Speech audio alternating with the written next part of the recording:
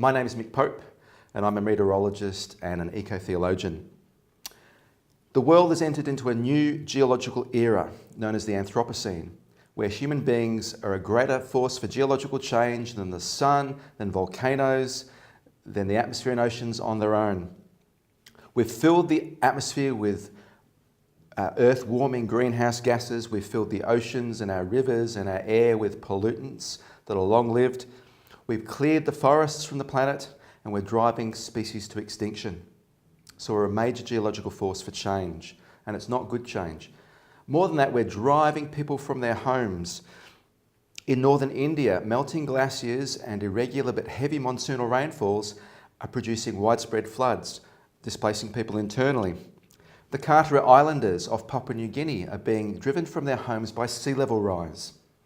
It's now no longer possible for them to grow their own food.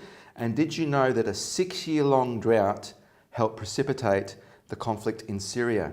So the millions of people who are internally and externally displaced from that conflict, it's due in part to climate change. We're now seeing climate change refugees. So this provides us with a new context for mission. For example, you think about our need to express hospitality to refugees and asylum seekers. People who did not want to leave their homes and now find themselves displaced from their land, from their culture, and very often treated harshly by governments. The Western world has shut its doors by and large, and that includes Australia. Even for our own culture, there's a new word, it's called solastalgia, and it's that sense of being homeless even while you're still at home. That sense that there's a change coming and it's not going to be a good change.